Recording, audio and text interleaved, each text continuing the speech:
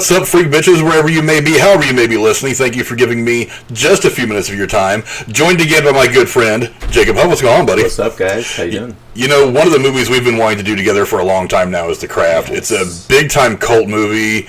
It's, honestly, I have this weird fascination with witchcraft. I don't think I could ever practice it as a religion, but I love to read about it and every now and again go on these deep dives. Yeah. So this seemed like a perfect movie for both you and I to go into. And let's talk just a little bit about the movie and the plot. Directed by Andrew Fleming, the film follows Sarah Bailey, a 16-year-old troubled teenager with a painful past and a history of suicidal tendencies and hallucination, as she moves to L.A. with her father and stepmother to start a new life. She is enrolled into a Catholic school, and at this school she comes into contact with three unlikely friends, Nancy, Bonnie, and Rochelle, who are all social outcasts with various problems in their lives that they wish they could fix. Nancy, Bonnie, and Rochelle dabble in occult practices, like witchcraft, and when they notice that Sarah has the powers of a natural witch, they talk her into joining their coven. When Sarah joins, they soon realize that with the four of them, they can begin to cast spells they couldn't before, and begin to amend all the things wrong in their lives. But, like everything else, things come with a price. The movie stars Robin Tunney as Sarah Bailey, Fairuza Balk as Nancy Downs, Neve Campbell as Bonnie Harper, and Rachel True as Rochelle Zimmerman, with Skeet Ulrich, Cliff DeYoung, Christine Taylor, and Breckin Meyer in supporting roles. The film was released on May 3rd of 1996 and was a surprise hit, earning $6.7 million in its opening weekend and $55.6 million worldwide against a budget of just $15 million. It received mixed review from the critics, and in the years since its review has become a bit of a cult movie. Now, it's a cult movie because it's cool. Yeah. It's just interesting subject matter, and yeah, like I don't know, if you're into fantasy at all, like you could probably get into this movie. It's really hard to make a it's not goth, but it's really hard to make the dark weirdness that teenagers tend to go through look cool. It's mostly just obnoxious. But this movie kind of made it all look really, really interesting. You got intrigued, like in the...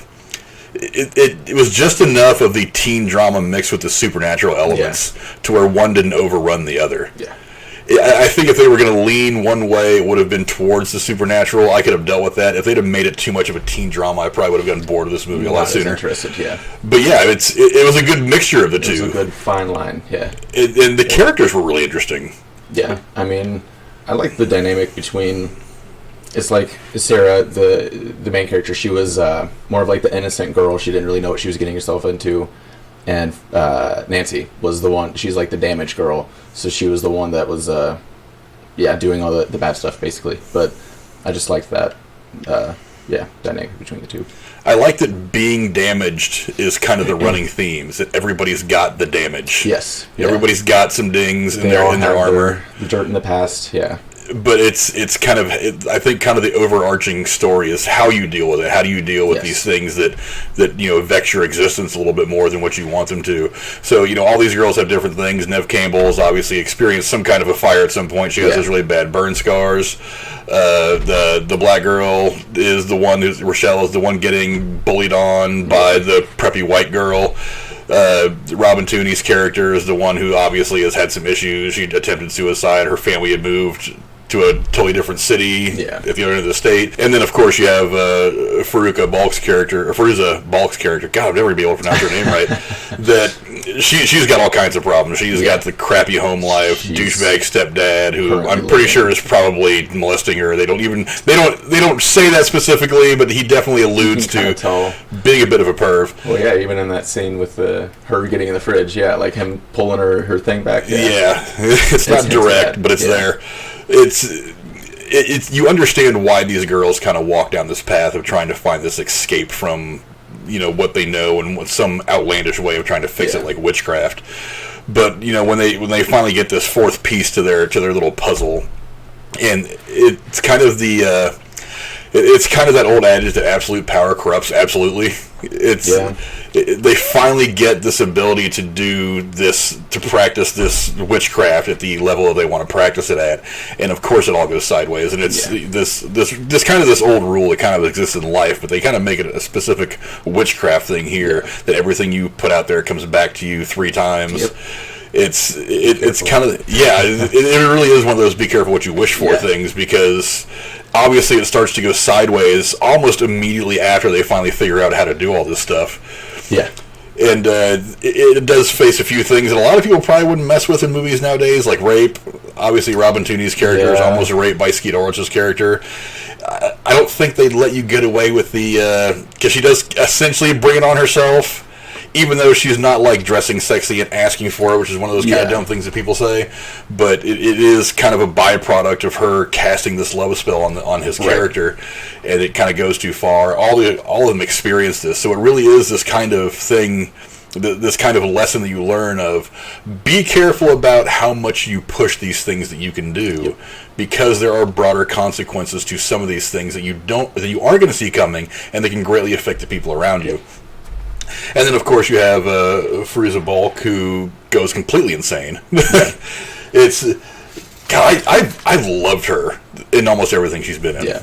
She's such an interesting looking person. I mean, she's got this really gothic, scary look as it is. Just intense features. Yeah. But she fits this role so perfectly. Yeah. And she's played kind of the same character in a lot of shit. She was in The Waterboy with Adam Sandler. Yep. Where she basically plays the same character, just in a more comedic sense. Yeah. She actually did a movie, what was the name of the movie? It was something called Witchcraft or Darkcraft or something, that I'm pretty sure I saw it on Amazon. I'm pretty sure that was her that was on the front of it. I didn't research it that much, I just kind of saw it in glancing. But it really is this kind of prototypical cult thing that... It kind of embodies this angst that all teens feel when they're in that area of life. Yeah. I feel different from everybody else. I don't know how to handle it. It kind of embodies that. And that's the one thing that I think kind of transfers from every generation to the next, is that every teenager kind of goes through that thing where they kind of have this trouble feeling like they're belonging anywhere. Yeah. And I think that's one of the reasons why this movie has kind of picked up a bit of a cult status, is because every teen feels that. So it's one of those things that kind of carries. Yeah. They can't necessarily relate to specifically witchcraft, of course, but like... Yeah, I mean, that's just teenagers deal with, or everybody really deals with things in different ways, and I guess they felt that, like, their normal ways of going about things weren't working, so they started to dabble in the weird stuff. Because even if you live kind of a benign teenage existence where things don't necessarily go wrong for you, you still always have this period where you feel awkward. Yeah. Like everything around you isn't right. Yeah. And most kids get out of it. Some kids don't. I mean, obviously some kids go down really dark places. Some kids just become kind of the weird goth girls, like, you know, the ones you're seeing on your screen. Yeah. But, you know, one other really cool thing was the special effects in this movie was pretty wild. For being the 90s, when the computer stuff was still fairly new and they were still kind of ironing out how to make things look a little realistic and not so much green screen, not so much CGI, not so much weirdness, it's actually pretty cool. One of the things that I noticed, and I haven't watched this movie for a while before you and I just sat down and watched it, but that scene towards the end of the movie where they're in her house and the mirrors all take on that background of the sky and the dark clouds and stuff. I thought that actually looked pretty good just in the moment. Whereas usually you can always see like a little bit of a border around the mirrors where that green screen was or something. That actually looked a lot cleaner. The stuff on the beach with the lightning and all that stuff was really cool. Yeah. You know, one of the things I was actually reading about this movie as I was looking up some of the trivia is that when they were trying to go back and do reshoots for some of the stuff on the beach, every time the girls would start chanting, the wind would start blowing harder, and people thought that, and the crew that was doing the filming, they always thought that was kind of weird. It's one of those funny little stories that I'm sure they tell whenever they get together and talk about this movie. But overall, I think it was really fun. I think it was a really fun movie. It's, like I said, it holds up. Yeah. It holds up pretty well because, you know, like I said, it kind of speaks to every teenager at one point in their life. That, you know, 3 to 5 year period where you just don't feel like you fit anywhere. Yeah. You know, some of the things that I found out about this movie as I was doing some research was that the auburn hair that Robin Tunney has throughout the movie is actually a wig. She had actually come out in Empire Records the year before, and she had just finished production on that movie when she started filming on this movie, The Craft. And in that movie, for those of you who've seen it, she shaved her head. She's got a hairstyle that looks a lot like mine. Yeah. So the whole movie, she had a wig, which I didn't know. I mean, look, I'm not one that notices wig work very much in movies. I mean, I can tell when some people are wearing them. Sometimes they're obvious, but this one, I never caught it until just now. Yeah, like, I didn't know that until you had told me. Like, I never would have guessed. I guess it makes that one scene where she turns her hair blonde for a minute a lot easier. Yeah, just switch the wig and there you go. Just change wigs, same hairstyle. Also, one of the things that's actually commonplace in in filming movies and television shows these days is that all of the teen actresses were actually in their 20s when this movie was filmed, especially Rachel True, who was almost 30 years old. I mean, I guess, yeah, thinking about it, like, she doesn't look like she's almost 30, so I guess it works, but that's kind of, yeah, that's interesting. Just sitting here watching the movie, I never thought about it until we were sitting there watching it. She doesn't look like, I figured they were probably in their early, mid-20s. Yeah. Like I said, that's kind of typical for Hollywood. Yeah. You always cast a 20-year-old to play the 17-year-old if they can pull it off, because you're surrounding them with other 20-year-olds, so you can just say they all look like typical teenagers. Yeah. But, yeah, to be almost 30 and to look as good as she looks in this movie, I'm like, you go, girl. you age. Hopefully she continues to age well. I haven't seen a recent picture of her, but she looks awfully damn good in this movie for being almost 30. She does. In 2017, the director, Andrew Fleming, actually stated that Charmed, the TV show about the witches, actually ripped off this film. He revealed that he actually wrote a pilot based on this movie for Fox, which WB was also strongly interested in, that was to have his idea... How Soon Is Now, which is actually one of the things they pull off over this movie as a theme to and the title wasn't picked up. Charm eventually premiered, and Robin Tunney even actually says that Charm was a blatant ripoff. She was quoted as saying, "Completely obvious to the point that people would. It was completely obvious to the point that people would think that I was on Charmed for years." There are some weird similarities, not just the premise of the witches being in their own little coven and whatever. But there are some odd similarities that do kind of stand out now that I actually put a little thought behind it. Not that I care a whole lot because it doesn't really affect me. I like this movie obviously way more than I like the TV show, or I would have watched it a little bit more. But it does seem like it's kind of odd that movie comes out, and then was it a year or two later that Charmed hits the screens? Because I think there was kind of a wave of witchcraft movies that came out about this time. So it kind of makes sense that, they would have ridden that wave into a TV show that would eventually become Charmed. Yeah. Several people actually tried out for roles in this. Alicia Silverstone, Angelina Jolie, and Scarlett Johansson actually auditioned for the film.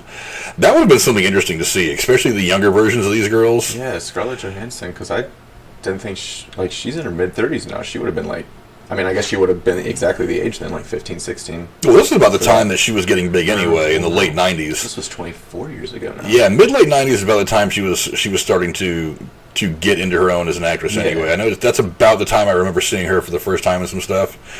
But, Alicia Silverstone, at that point, I think she'd already done a couple of Aerosmith videos. I think it was right around there that she had done Clueless, maybe a little bit before. I think 97. So it was the year after. Yeah. But yeah, she was already kind of coming into her own. She'd already been in a few things, so that makes sense. And even Angelina Jolie, her career started back in the probably early mid-90s. So I think she had done Hackers at that point and some other stuff before she got a little too weird. But Scarlett Johansson is the one that would have been on the younger side of the three. And it would have been interesting to see any of those, especially Scarlett Johansson, because she's a really good actress already. Thinking about the character itself, I think she actually would have done that justice for sure. I think it also depends on what she would have played. Which character? I could imagine her playing the main character, the Sarah character. I could really imagine. I definitely couldn't see her doing Nancy. Definitely not. I don't know. I don't know. I think she could probably get crazy, but I don't know. I think because Fairuza Balk kind of has already that weird look anyway. Yeah. That just like you said, just the way her face is arranged, you would look at her and think she's kind of crazy, even though I'm sure she's probably nice as hell in real life. Totally same. But you put a little black makeup on her, she already looks like she could be a little devious, a little messed up in the head. I think one of the coolest things about when you cast an actress who looks very normal, very homely, and very sweet, and have her play the evil character, I think it's one of the things that kind of makes it fun. A little unsettling. Yeah, because they say psychos look just like everybody else. Yeah. So to have just this regular blonde Scarlett Johansson out there, and then she's the one that's trying to summon demons and shit, and kill people with crazy daggers like happened at the end of the movie. Flying at them. Yeah, I guess that kind of makes sense. Now, for those of you who are very fond of the film, and Jake and I are, Jake found out just today that in March 2019 it was announced that a new film is officially a reboot to be distributed by Columbia Pictures and produced by Jason Blum and his Blumhouse Productions company. Yes, that is a remake or reboot, whatever you want to call it. Some kind of continuation. Of The Craft. It's going to be directed by Zoe Lister-Jones, she's actually been in a lot of stuff as a writer, director, and an actress. She signed on to write and direct the film, scheduled to begin filming July of 2019. Now, I'm assuming that they finished filming way before the COVID stuff started. Oh, for sure. So they've probably got this film in the can. They're just waiting for an opportunity to release it. Let's see. Cast in it right now, as I'm looking at, Daniel Casey has been tapped as a screenwriter for remake. I'm going to mispronounce his name really, really badly. Kaylee Speeney was cast as one of the leads in September of 2019. Gideon Adlin, Lovey Simone, and Zoe Luna were cast for the remaining 3 female leads. I don't really know much about these girls off the top of my head, so you guys are going to have to go research on them. But in October of 2019, David Duchovny joined the cast in an undisclosed role, along with, later on, Michelle Monaghan, who joined the film in an undisclosed role. Filming began in October 2019, and I'm assuming filming was completed before the pandemic and the filming shut down, because this isn't something that has to film for 6 months. You could probably film a movie like this in probably 6-8 weeks. Yeah. So hopefully we'll be seeing that pretty soon. I like the idea of adding talent to any movie. So I'm really cool with having 3 fairly unknown actresses come in, 3 or 4 unknown actresses to come in and play the lead roles. I'm great with that. Yeah. I think it's probably the best way to do it. But when you add Michelle Monaghan, who's already got a bunch of starring stuff anyway, she's in Blue Blood, she's in, what was she? I was talking to you about Coyote Ugly. Yeah. She's really been in a lot of stuff. And David Duchovny, who's a star in his own right. X-Files, Californication, all kinds of stuff. He's been in plenty of movies and TV shows. I think that's going to be an interesting thing to see. I hope that gives it some star power, though, to help push it into, people's attention. Because as much as I'm not against it, but I want, if it's going to happen, which I guess it is, I want to see it do well at least. So it would be cool to see that take off and get some attention. And I'm okay with remakes as long as you can add something. Yeah, give it a different angle. The same story. I've never been fond of shot-for-shot remakes. I'm just like, why? I can go back and watch the original. Exactly. You just spend money better anyway. You basically just spend money on an advertisement for the old movie. It never made any sense to me to do the shot-for-shot remakes. But if you can add something to it, maybe give it a special effects touch that you couldn't back then. Maybe you had an idea to make this character a little better or this arc a little better, and it kind of changes the entire dimension of the film. I'm okay with that. I think it's a really interesting movie. I think Jake and I have had a lot of fun watching it and talking about it. And when this thing does get released, I think you and I are going to come back and have to do a review for it. So hopefully that'll be soon. Hopefully at some point in the calendar year of 2020 we'll be able to get back into a theater and watch the movies, but it's not necessarily up to us. It's going to be up to doctors and people washing their hands and keeping themselves clean and getting these theaters back open so we can all go out there and enjoy the movie theater experience again. Wear your masks. Yeah, wear your masks. Wash your hands and your asses, people, for crying out loud. You're saving lives here, and you're getting me back in the theater, which is all I really want. So, overall thoughts of the film? Like it? Big positive thumbs up. I loved it. I think it's fun. I think it's, relatable. I think it's well done. Yeah, I don't know. Well written, well acted. I always tell people look at movie writing, look at songwriting. Writing is where it's at in entertainment. Oh, for sure. Songwriters are amazing. Songwriters make singers. Great writers make films. And it was very well written. It was not too heavy on much of anything. Like I said, there was a good balance between the teenage drama and the supernatural witchcraft stuff. Yeah. One didn't drown out the other. You could have very easily made this a teenage, stupid soap opera drama, and it kind of would have ruined it all for me, but it didn't. It was scary to a point at the end. There was a lot of drama. Not really any jump scares, but there were some thrills at the end. Like I said, the special effects for the 90s weren't bad at all. There was a couple that jumped out at me. Good today, almost 25 years later. Yeah, there was a couple that jumped out, but understanding that it was made in the mid 90s when some of this technology was still very, very new, I'm going to be very forgiving, and they still look good. Yeah. They didn't take me out of the movie, which is one of the things that's very, very important. The point. Yeah. You can miss an effect as long as it doesn't take me out of the movie. And they didn't really take me out of the movie, the one or two that they missed. I honestly, a couple of them I didn't even notice until like my third, fourth, fifth time even watching the movie. And there you go. Over the course of the years. So immerses you so much that you don't pay attention to. But to top it off, I mean, you've got 4 girls in this that are extremely talented and went on to great careers. I mean, Robin Tunney obviously went on to star in The Mentalist. Fairuza Balk went on The Waterboy, a couple other things. Neve Campbell, we all know her career, Scream, and different stuff, Party of Five, yada, yada, yada. And Rachel Drew, she was in, was it C4 with Chris Rock? She's done some other TV and stuff. I mean, so these girls are talented enough to where they went on and maintain careers. So you had great talent, great writing, everything. You had the best special effects you could have at the time, which are still good. It was a movie that was well put together, and I think it's fun to watch, especially if you're a teenager. Yeah. If you're a teenager, watch this, learn the teenage lessons. If you like supernatural stuff, the witchcraft and all that, just kind of get wrapped up in all that weird shit, and it's a fun, exciting movie to watch. So I highly suggest you guys go watch it. I give it a thumbs up, just like my good buddy Jake over there. And that's our review of The Craft. I hope you guys liked everything you saw. If you want to keep seeing these retro movie reviews, go ahead and subscribe, like this video, and share it to all your friends. Do us the favor. And we'll see you guys later on. Next time. Bye. See ya.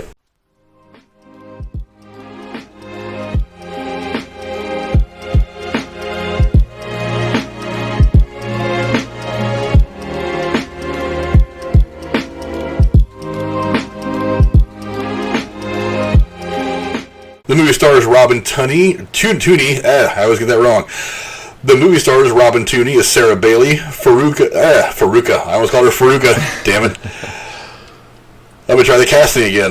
Good thing I'm editing these.